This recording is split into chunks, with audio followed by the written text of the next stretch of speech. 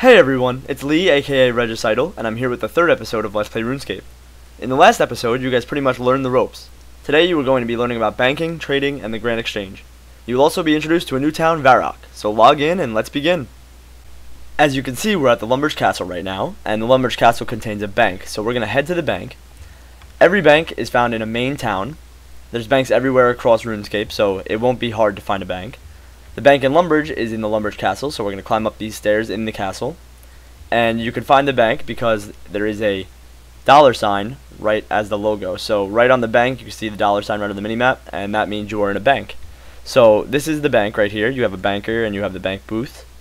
So you can just either left click and hit bank booth, or you can right click and hit banker. So I'm going to left click and hit bank booth.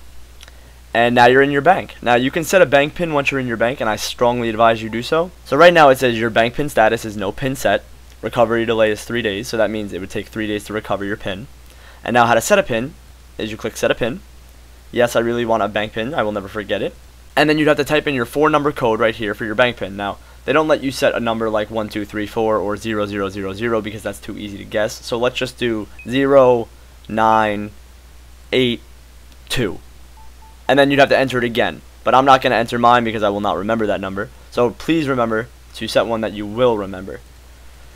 But anyways, that's how you set a bank pin. I strongly advise you do so that your items are protected when you log off. And if you get hacked, all your items cannot be reached. They'd have to close your bank pin first, which takes about 3 days to do. So they cannot hack you if you have a bank pin. So I strongly advise to set one.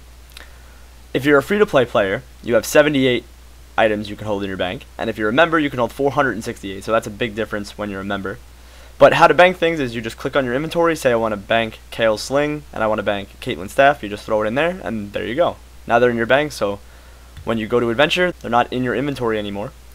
And you can come back and go to any bank and claim your items again. So that is how you bank. Now, say if you have a bunch of things, say like you have logs and you have these things, and you want to keep them separate. Now there's a tab system where, say, if this was a log, I can drag this into this tab, and then I have 2 different tabs on what my items are. So if this is the armor tab and then this is the skilling tab, I can click and differentiate between the two. So that is how you do tabs, and you can drag it into one, so you never have to have all your tabs open. But that's how you bank. So that's banking 101 for you. If you have any items that you don't want to lose or you want to put away so you have more room in your inventory, you can literally just go into the bank and store it there. So that is banking for you.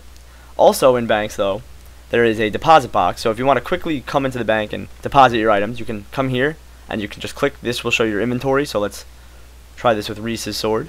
We're going to take it off and we're going to click deposit bank box, and you see Reese's sword comes up. This is my inventory. And you can either click on it or you can click on the buttons down here. This is the items you're wearing. This is the items in your inventory. This is the items in your summoning familiar, and this is your money pouch. So say if I wanted to empty my money pouch into my bank, bam, now all 445 coins are in the bank, and Reese's sword is also in the bank. So if I want to go up to it, you can just go here, and then I can get it all back, right back in the money pouch, and there's Reese's sword again. So that's how you bank using the bank deposit box. That's the simple thing about banking. It's really simple to do. You just have to know where all the banks are so that you have easy access to wherever you go. Now, there's a bank, like I said, in every main town, so it should never be a problem to find a bank easily. The next thing I'm going to be showing you is how to trade another player. When you right-click a person, it comes up with their name and their level, but it also comes up with follow, trade with, and require assist. Now, if you want to trade someone, you just click trade with and whatever the player's name is. So I'm going to trade with Dylan right here. And this is the trade screen. You can either take money from your money pouch, you can accept the trade, decline the trade, or you can loan out items. Now this side is your offer, and this side is the other player's offer. Now say I wanted to offer these bones and these sling to this player because he wanted those items. So I'm going to put up the bones and the sling. Now let's just pretend the sling is about 10k, and the bones are worth 200 GP. Now it tells you the actual price of your trade right here, but let's just pretend that this is worth what he's giving me. And now he has full bronze giving to me, and he also has 10k giving to me. So the trade right now is a bones and a sling for 10k and full bronze armor with a bronze scimitar. So now this is the trade, the full trade. Now when you would click accept, you will be accepting the trade, and it will go into the second screen. The second screen brings you right here. It tells you exactly what the trade is, bones and sling for the coins and the bronze. It tells you who you're trading with, so you make sure you don't get scammed. It will also come up if someone modified the trade. So if someone changed something in the trade, you can decline and redo the trade so that you don't get scammed. But now I think this trade is okay. Remember, we pretended the sling is 10k and this is a fair and even trade. So we're going to hit accept. And once you hit accept for the second time, you receive the 10k and the full bronze. So after you give a trade, you usually say thank you to someone, and then they're on their way and you're on your way. So that is how you trade another player. Remember, don't get scammed. Make sure that the trade is exactly how it is in the first trade screen. Recheck it in the second trade screen, and make sure you don't accept until everything is perfect. The last thing I'll be showing you is the Grand Exchange. The Grand Exchange is located in Varrock, and right now we're in Lumbridge, so I'm going to be showing you how to get to Varrock from Lumbridge. Right now we've got the castle behind us and the bridge ahead of us, so we're going to cross the bridge. This is pretty much the fastest way to get to Varrock from running from Lumbridge, so we're going to try our best to get there perfectly fine. You're going to be passing some goblins. These are some good training areas, which we'll see in another episode.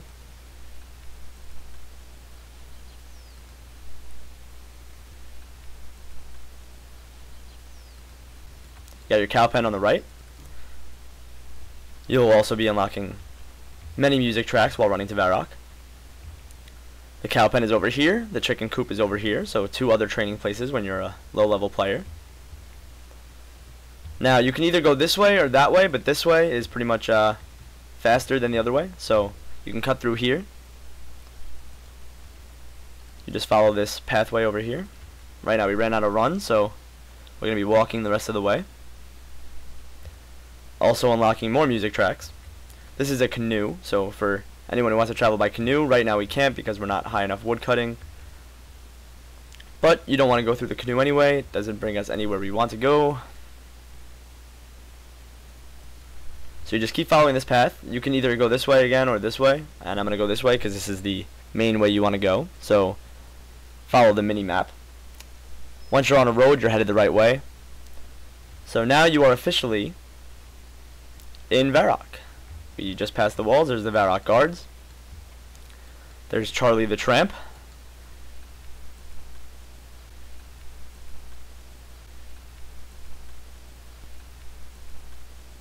And now you are officially in Varrock, so you are no longer in Lumbridge and you are in the town of Varrock. So welcome to the new town. You've got Varrock middle right here with the fountain. There's a general store, a clothes shop, many quests to start. You've got a staff shop, an archery shop over there, Varrock Castle to the north, and the Grand Exchange is to the west. So there's a bank right here. This is Varrock West Bank.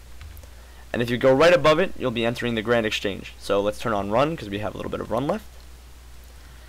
And we're going to be headed to the Grand Exchange, which is just north of the West Varrock Bank. So this is the gates to the Grand Exchange right here. And here we are, the Grand Exchange. Now once you're at the Grand Exchange, you can explore a little bit. This is a pretty big area, so you can just wander around a little bit. There's 4 bank hubs here. There's a bank hub to the southeast, a bank hub to the northeast, a bank hub to the northwest, and a bank hub to the southwest. You can use any of these hubs to bank or use the Grand Exchange with. It's just that there's 4 of them for your convenience. Wherever you enter the Grand Exchange, there's one closer to you, and you can use that one for convenience. So that is why there is 4 hubs. But those are the 4 hubs. You've got a fountain in the middle just for pretty looks. And this is the Grand Exchange. Now we cannot enter the Grand Exchange because we have to do a tutorial. See, it tells us right here that you have to do a tutorial. We're going to talk to Brugson Burson because he is the tutorial guy. You talk to Brugson right here, and you say, what is this place? And he said, this is the fantastic Grand Exchange. There's a tutor over there, but you can just get the tutor from him. So you just say, I want to know everything from you. Right there, haha, well, let's begin, my friend. And he gives you this quick run-through of the Grand Exchange. So as you see right here, he's showing us the Grand Exchange through an aerial view. You've got the text right here, so I'm clicking through it. You can also hold down the spacebar to skip this. He explains what the Grand Exchange is, what it's used for, how to do it. Step 1, come here to spend your money, blah blah blah. You can read that if you want. This is showing you the Grand Exchange. You have 6 slots you can buy things in, but as a free-to-play player you only have 2, so there's only 2 convenient spots you can buy and sell things in. 6 if you become a member. Click to continue here. It tells you this is the buying offer, this is the selling offer. This indicates how you can buy or sell an item. If you want to find an item, you click on this box right here, and it comes up over here, and it tells you that you have to search for something. You can search for the item you want, and it'll come up. So say if you search for Staff of Air, it'll come up right here. It'll show the price. You can put the quantity of how many you want, and then you can hit confirm offer, and you will get it instantly.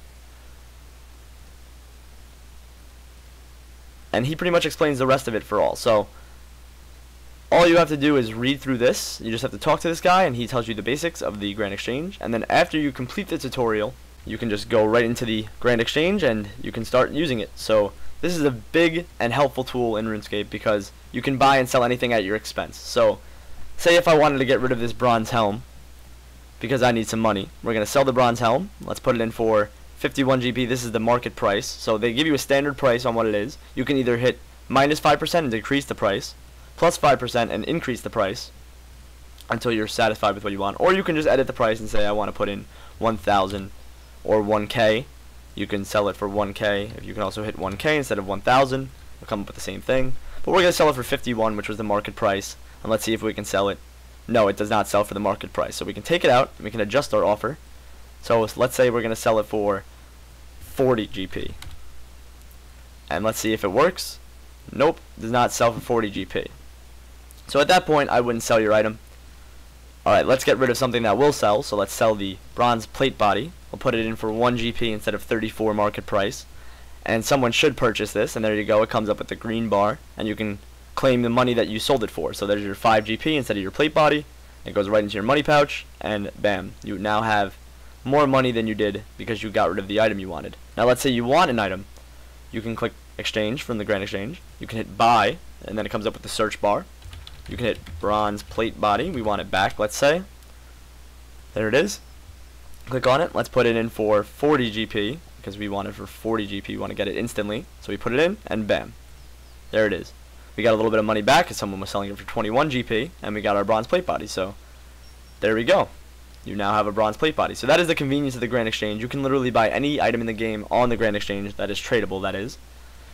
And it's a very helpful tool while you're playing RuneScape because you can buy the supplies you need for leveling up. You can buy armor, supplies, whatever you need. So the Grand Exchange is a big part of RuneScape, and that is where you will mainly be buying the things you need for this game. Remember, if you ever get lost at any point, or if you want to go back to Lumbridge, you can click on your Magic Spellbook tab. You can click the Home Teleport Lumbridge. It will come up with a short animation. You will sit down, pull out a book, read it, and you will teleport back to Lumbridge. You will be right inside the castle, and you're right back in Lumbridge where you started. So don't worry if you do not know where you are. You can just easily be saved from the home teleport to Lumbridge, and you can retrace your steps. And that concludes this episode of Let's Play RuneScape. In the next episode, I will show you how to level up skills, mainly the right-hand side of your skills tab.